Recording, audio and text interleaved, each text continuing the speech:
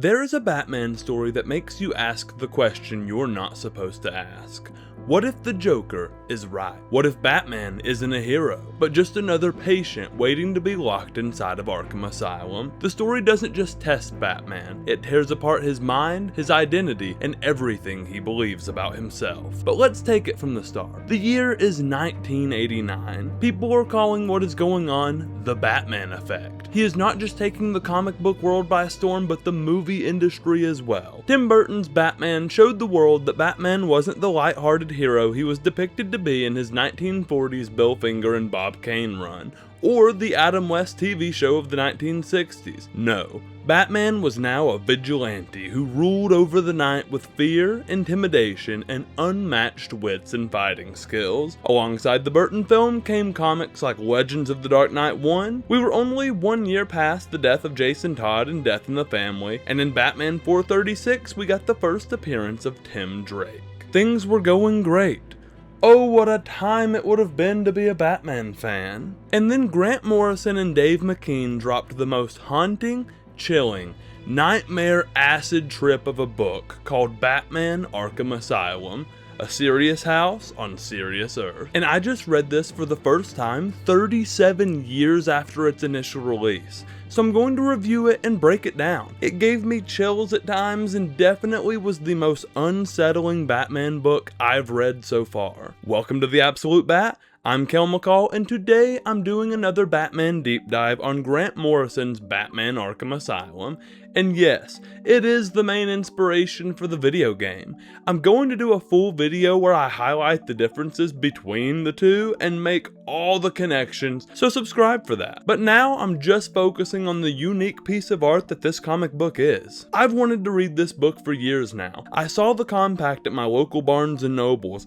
I don't love my day job, but it is right beside a Barnes & Noble, so I keep close eyes on those compact comics. And when I saw this book I've always wanted to read for $10, I had to grab it. But personally, I don't know if this is the peak way to read this book. The Joker dialogue in this book looks like chicken scratch with no text bubble, and the compacts already have been accused of having darker pages than normal, and it does not help you out in this regard. While trying to read Joker's dialogue, I had trouble with it at times and had to look up a couple of lines online, I'm not gonna lie. I've also seen people online say you're blind if you can't read it.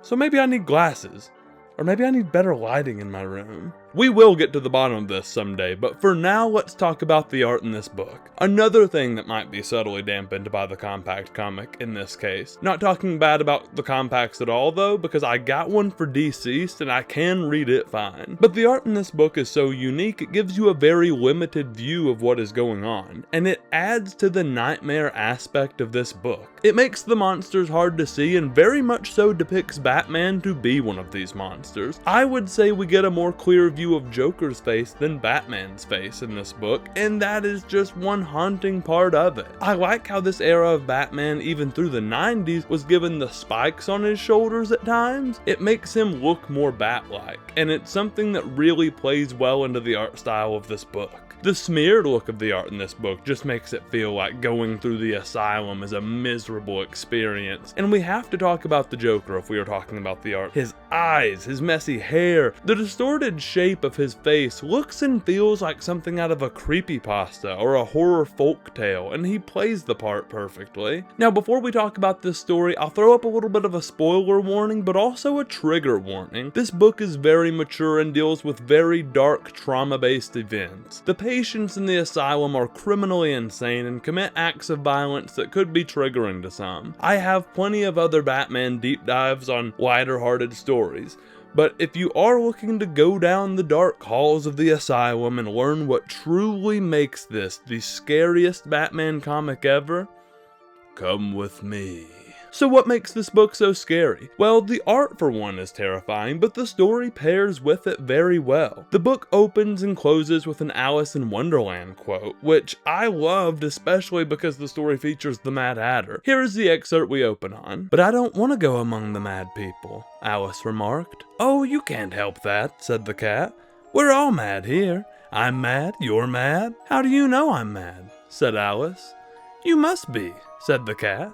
or you wouldn't have come here. And in a strange way, it makes perfect sense in this case. Batman is Alice entering Wonderland, or in this case, the Asylum, and then the Joker taking the role of the cat. He is here convincing him he is mad and that it isn't a bad thing. It makes him just like everyone else in the Asylum. So our story starts with Amadeus Arkham in the early 1900s, and we are getting the story through his journal. We open with him dealing with the death of his mother. He recalls feeling truly alone for the first time and experiences haunting visuals as he sees beetles pouring out of his mother's face. Years later, he says he knows this is a symbol of rebirth and that his mother was reborn into magic and terror. So yeah, you start this book and we are immediately given a feeling that some sort of evil haunted the Arkhams, and it could have been the same evil lingering over the Asylum today. Then you get my favorite scene in the book and one of my top Batman and Gordon moments that I've ever seen. Also a scene that just reminded me of the video game. Batman meets Gordon on the rooftop of the GCPD and he tells Batman how bad it is. Joker and the inmates of the Asylum are free from their cells and they have taken the workers hostage. The city is fulfilling demand after demand, food, furniture, and more, but now all Joker needs is to speak with Batman. Joker speaks with Batman on the phone, and when he asks what Joker wants, he responds, "We want you in here with us,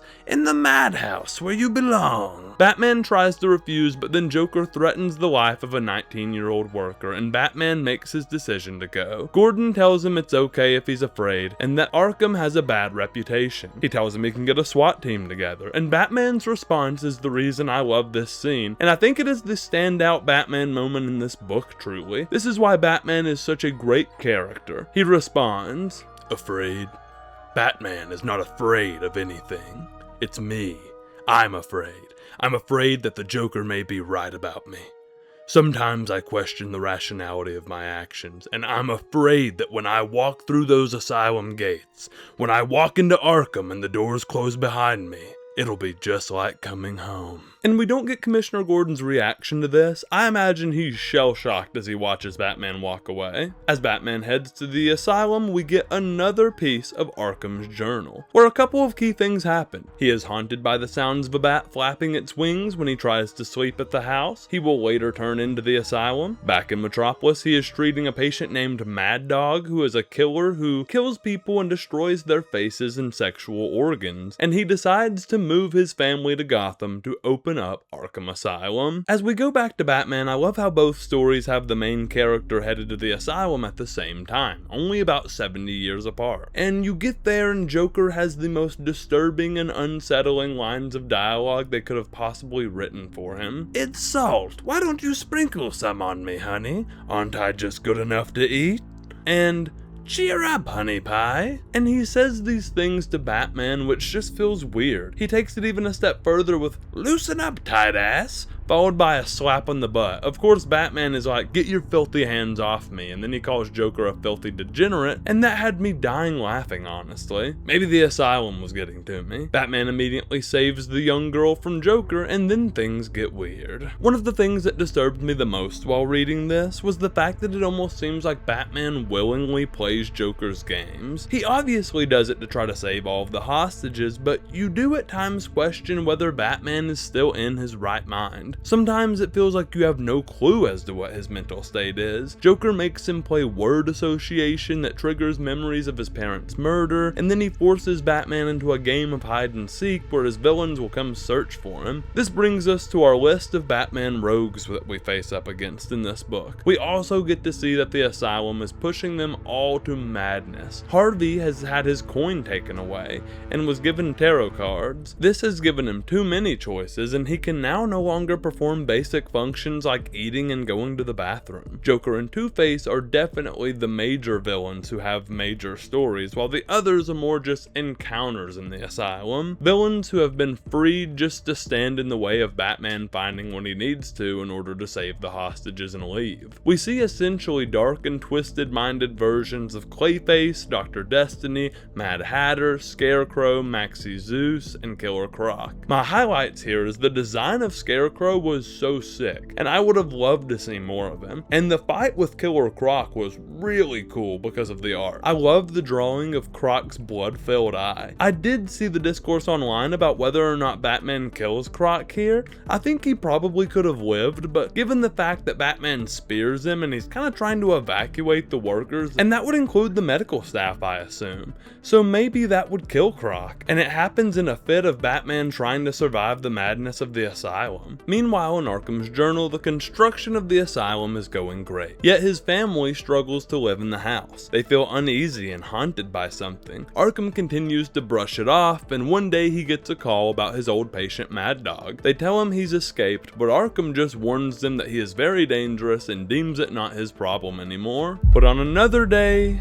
he finds out that it very much is his problem. He comes home to find his wife and daughter in pieces, all over the floor and even stuffed in a dollhouse. Arkham enters a state of shock as he puts on his mother's wedding dress and cleans the bodies up. His next move is opening the asylum and bringing in the man who did this, Mad Dog. He listens to why Mad Dog did it and then burns him to death in an electric chair. As he proceeds to run the asylum, he begins to hear maniacal laughter down the halls. Then we get this trippy sequence where he takes mushrooms and he thinks the house is talking to him. He writes about taking down the dragon within the asylum, and this is kind of cross-cut with Batman and Croc's bloodbath of a fight. Maybe my second favorite moment in the book. And then Batman finds the one responsible for all of this. An Arkham doctor named Cavendish is holding another doctor hostage. Cavendish let the inmates free and prompts Batman to read Amadeus Arkham's journal to find out why. We pick back up and finish the journal through this, and I thought this was such an awesome piece of writing. The mushroom trip unlocks memories for Arkham. The memory of his mother's death. He thinks back to the real event. His mother had been haunted by a bat in the asylum, and finally Amadeus saw it. He knew he was born into madness given to him by his mother,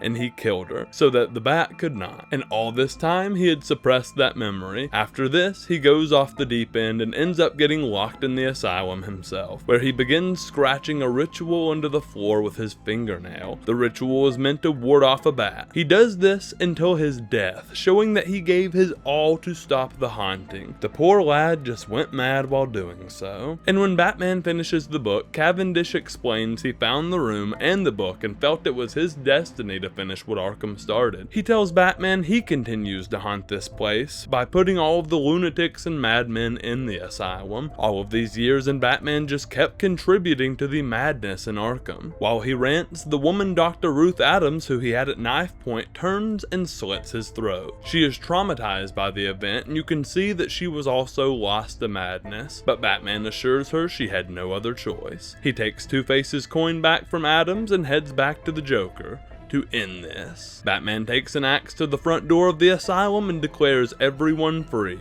even the inmates. But Joker tells him they all know they are free. But what about him? Batman, Joker, and Two-Face lay it all out on the line for the end of this book. Batman gives Dent his coin back, and they declare if the unmarked side lands up, Batman is free. If not, then he stays in the asylum. Two-Face flips the coin and declares Batman free. But the unmarked side didn't land up. Two-Face made his own decision, almost showing in a weird way that the cards may have scrambled his mind enough to help him once he received the coin back. Maybe Arkham Asylum works after all. Dent looks at the cards and quotes Alice in Wonderland, "Who cares for you?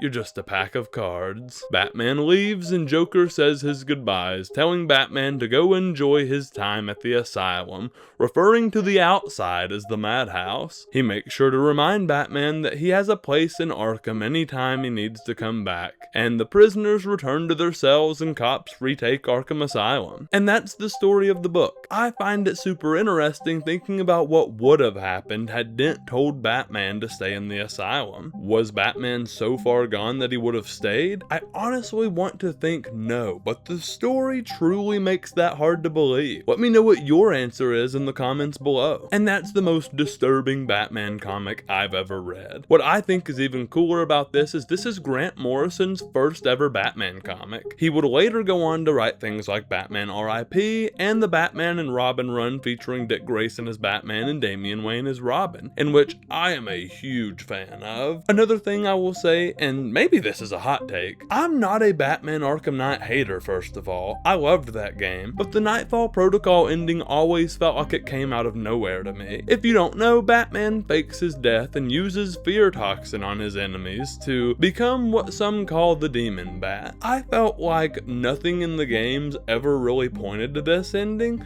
but if you were to sub out the video game Arkham Asylum with this book, I feel like it totally points there, with Batman questioning his sanity and morality. Just my quick take. If you need something a little less disturbing, check out my video on Batman #1. It is the first appearance of the Joker and honestly sets up their relationship so well that you still see things in Arkham Asylum, a serious house on serious Earth, that were set up in Batman 1. Go see for yourself. Make sure to subscribe for more. Thank you so much for watching, and I'll see you in the next one.